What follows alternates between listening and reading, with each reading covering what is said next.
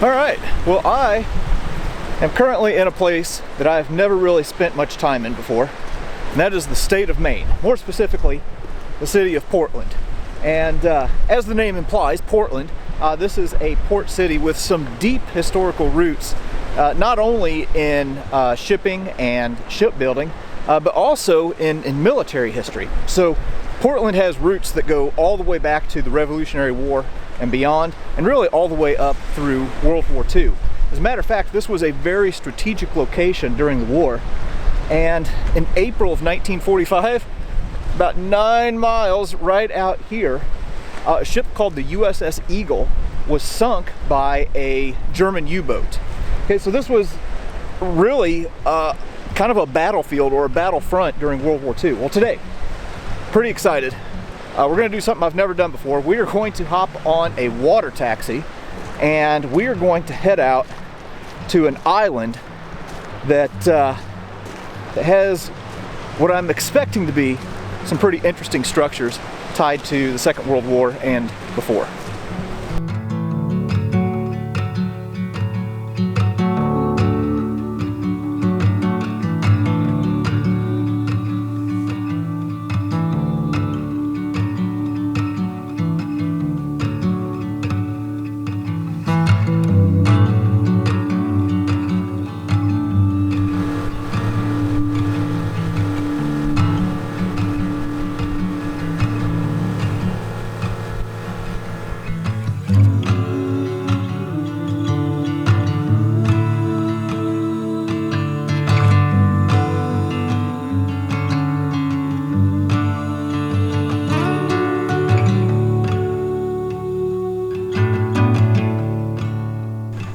All right, well, for an inland guy like myself, it's a little bit different, taking a water taxi. Well, I'm now on an island outside of the city of Portland called Cushing's Island, and I'm pretty excited about what we're going to be looking at today. In the 1880s, Grover Cleveland commissioned the U.S. military to do an assessment of the U.S. coastline and our coastal fortifications. And it was headed up by the Secretary of War, a guy by the name of William Endicott. And what they found is that the coastal defenses of the U.S. were seriously lacking. So there was this period known as the Endicott period, where the U.S. started building all kinds of fortifications here along the eastern seaboard. And one of them was right here on this island, and it was named Fort Leavitt. So today we're going to be going around and looking at some of the batteries here at Fort Leavitt.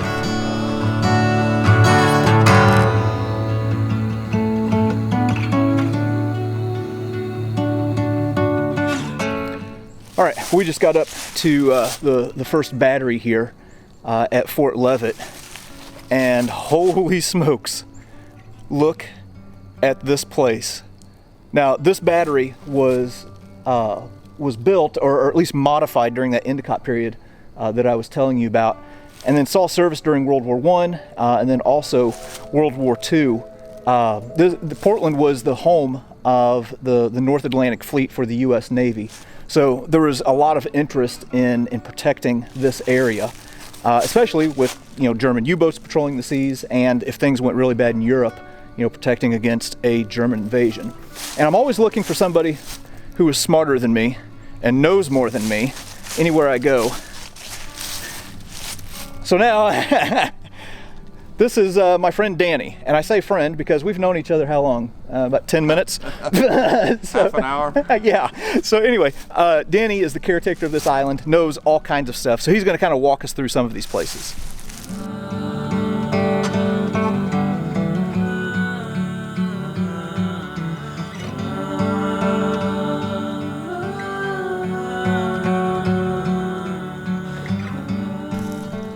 I am so impressed with what I am seeing right now. This is absolutely insane to me. Now, one thing that Danny was just telling me, a little bit of brush and overgrowth here, so it might be hard to see, but along through here, he said that there were some narrow gauge rails that would deliver supplies and ammunition to this particular battery. And like I said, saw service in World War I and World War II. There was a U-boat that got sunk off the coast here somewhere. It got hit and then sunk maybe further to the south. But anyway, pretty anxious to get inside here and take a look around. I think Danny's gonna take me inside and kind of explain the workings of this battery.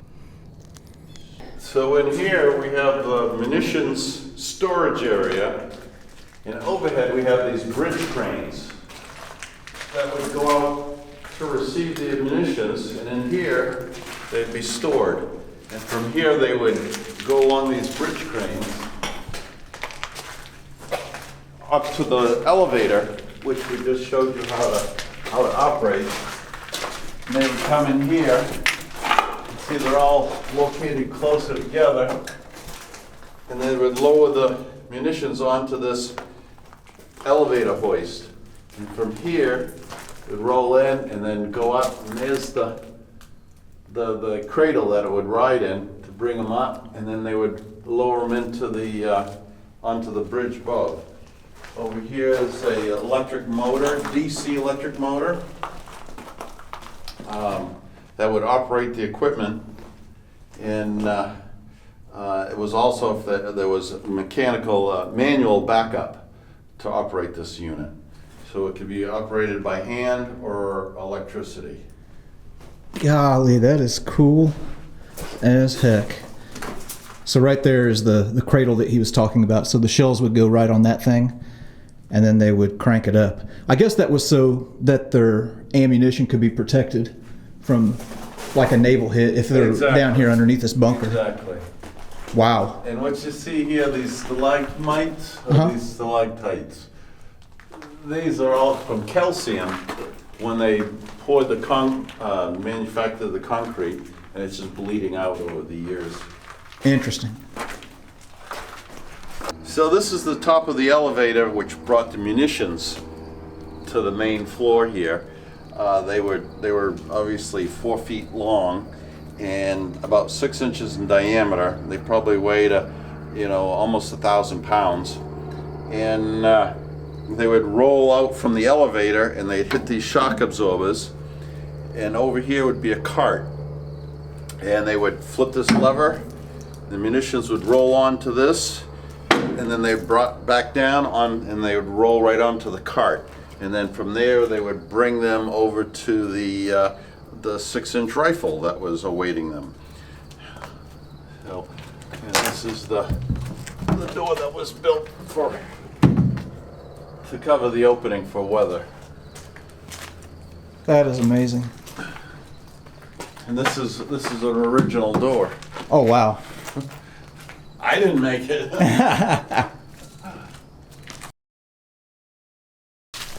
So they would bring the cart over with the munition, and the rifle would be waiting right here, and it would the magazine or the where the shell would go in would be about this level, and they would slide it right in, and then after they would lock the breech, they would crank the gun back up, and it'd be ready for shooting. Over here, where they would fire the gun, they had a rope that would operate the trigger on the gun, and the rope would go right in through this opening here, and a man, an army soldier, would be standing inside, and when he'd get the order to fire, he would yank on that rope, and off it would go. That's about it.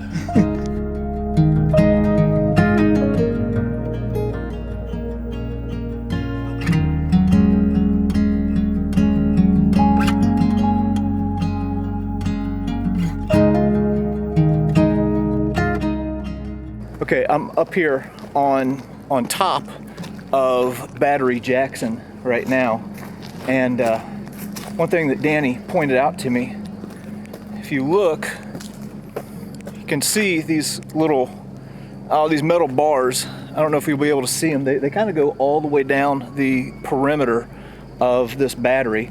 Well, that's what they would attach camouflage netting to, and then if you go over here to the other side, well, it would stretch over and then reattach right in here. And none of these trees would have been here in, you know, the late 1800s, early 1900s, whenever the battery was manned in World War I. But this is one of the few remaining coastal defense systems that's left of this type right here in the United States, and it's quite remarkable.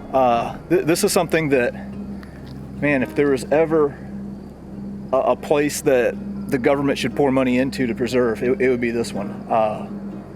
This place has been phenomenal. All right, so I'm approaching the edge of this thing, and this is a huge structure. And what we're looking at is one of the foundations for this 6-inch rifle pit. And the way it would work is this gun would kind of be on like a little hinge system that would elevate up. And then whenever it would fire, the recoil would bring it back down and it would lock in a position and they could reload it. But that also kept it out of sight and kept it protected behind this concrete wall from any naval guns that might be out to sea. That is pretty cool. All right, we're gonna jump down here and head off to the next spot. All right, well, Danny had to take off to run some errands, but he pointed me in the right direction to another big structure that was really kind of bolstered up and improved during World War II that I'm pretty anxious to take a look at. And anyway, there's so much on this island that we just don't have time to look at. There's been a presence here militarily all the way back to the early 1800s. So he told me that there are a few places that were manned during the War of 1812 and then during the Civil War. Pretty phenomenal place. But anyway, we're gonna head to the other side of the island here.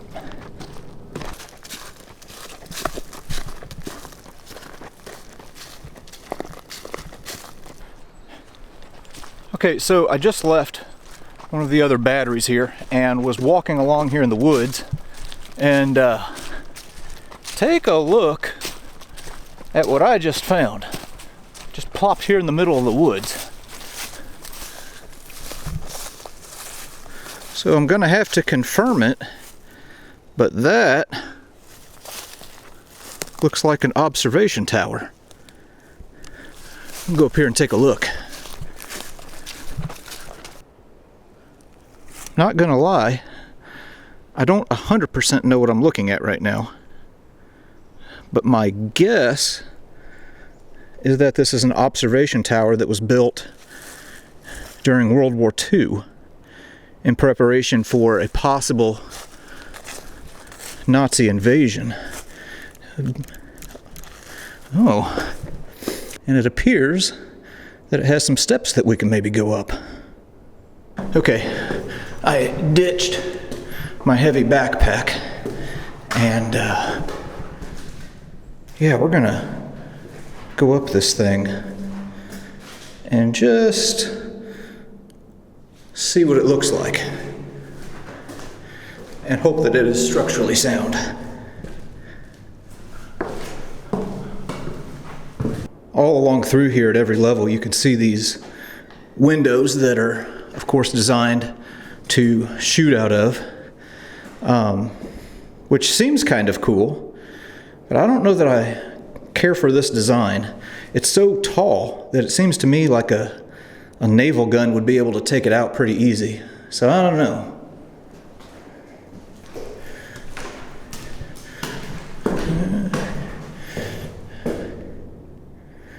Okay.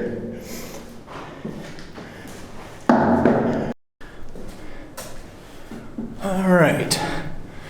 Let's see what we got up here.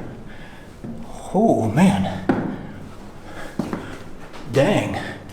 Okay, we're not even at the top yet. All right. Oh yeah, this is the top. And I have no idea how high I am right now. And if I did, I would probably be horrified. But, whoo. This is pretty cool. Okay, now there's the hole that I just came up out of. And there's some sort of mount right here, but I don't know what for. Yeah, something to do with observation would be my guess. And man, look at the view though. Could definitely see a long way from here.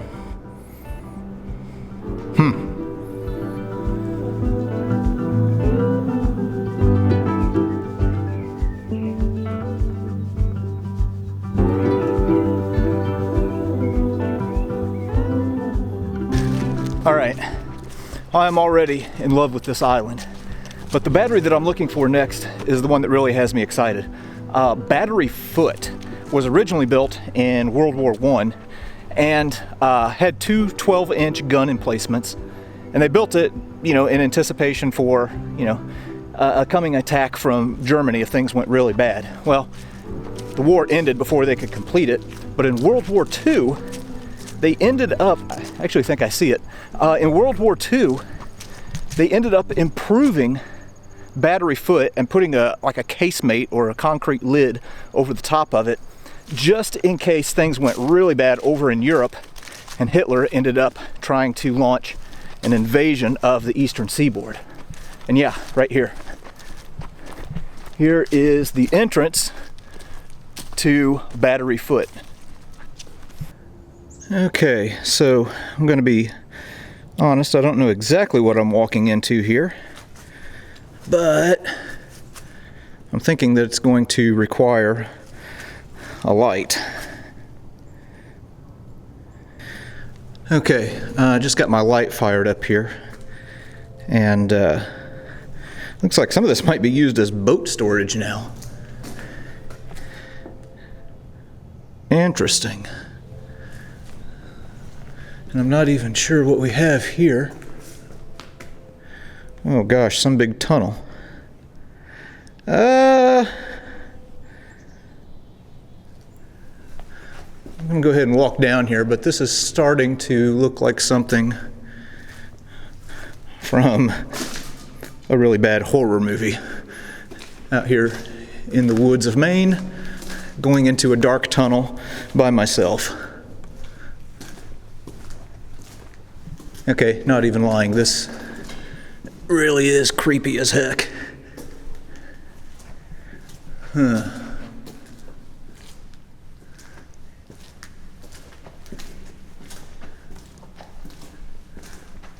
Dang.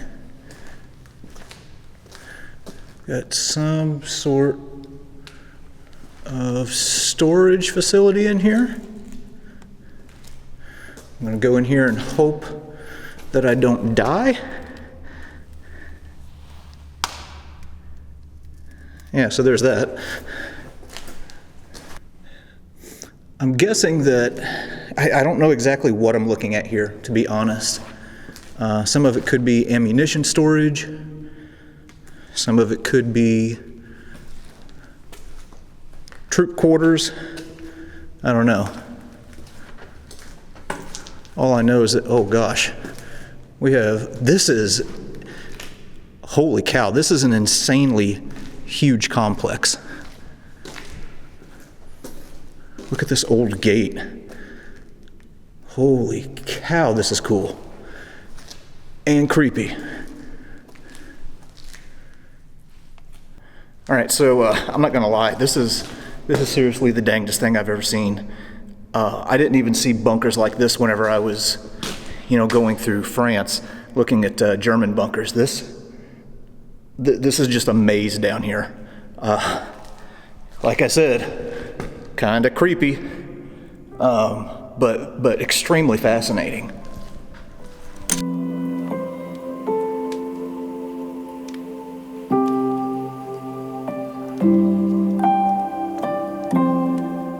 Okay, I'm coming out here on, I think it's the north side, I'm pretty sure, to this big opening. And it looks, yeah, looking at a gun emplacement here now. So the fort originally was set up with two 12-inch guns, and it looks like it's a lot of boat storage for people now. But let me come over here where I can get a better look. Yeah, this is the gun pit. Back up here a little bit more.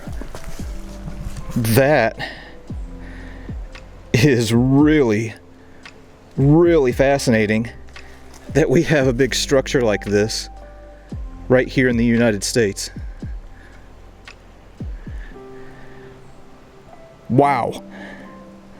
Okay, so I'm just walking out of the gun pit, and I want to walk up here and get a wide angle and show you the same thing that I'm looking at.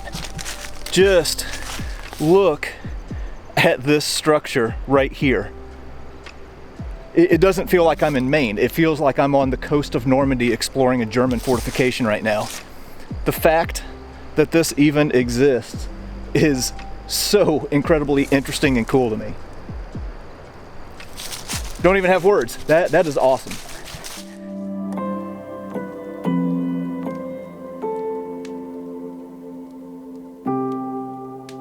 Okay, so I'm just coming up here on top of Battery Foot, and I just keep getting surprised with all kinds of interesting things. Take a look at this structure right here. Again, feels like this should be something that you're finding along, Hitler's Atlantic Wall, defending Fortress Europe. But all of this stuff right here was built to defend America in case of a Nazi invasion. Oh my gosh, this is so cool. All right, let me see if we can find a way in here. Okay, quick update.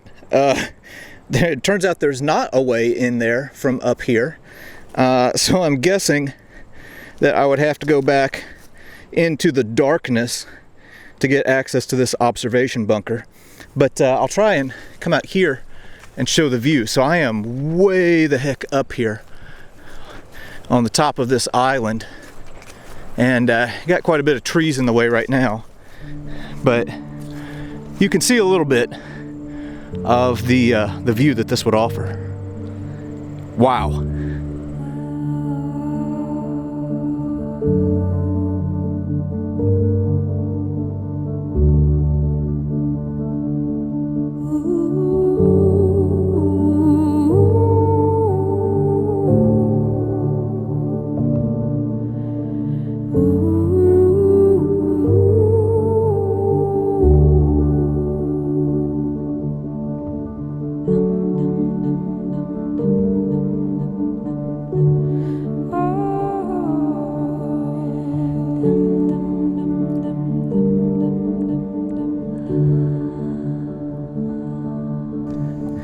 Okay, so I'm on the back side of Battery Foot right now, and man, look at these big old steel doors.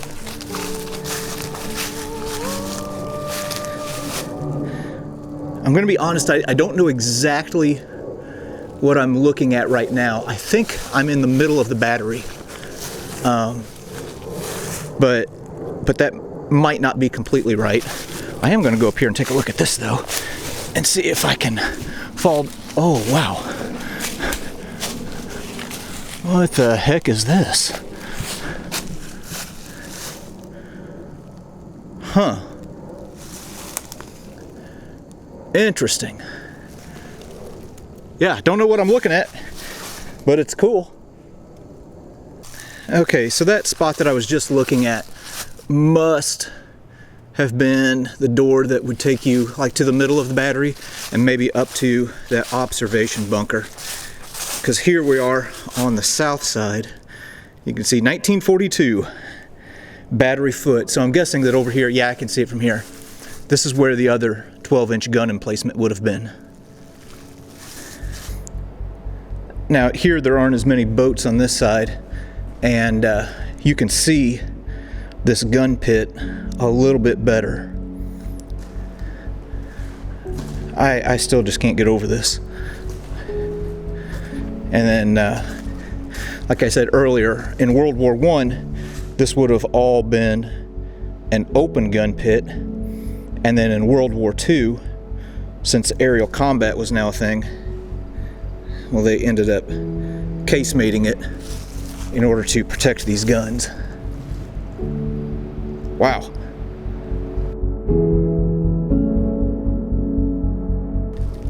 All right, well, that was Battery Foot at Fort Leavitt, right here on Cushing Island off the coast of Maine. That might be one of the coolest things that I've seen in a long time. And also a little bit chilling to think that if the Allies hadn't stopped the Nazis in Europe, something like this could have been put to use to defend against the Nazi invasion. It's kind of a little cool niche, little unknown piece of history right here. Lots of cool things here in Maine. So we're gonna hop back on our water taxi. It's off to the next place.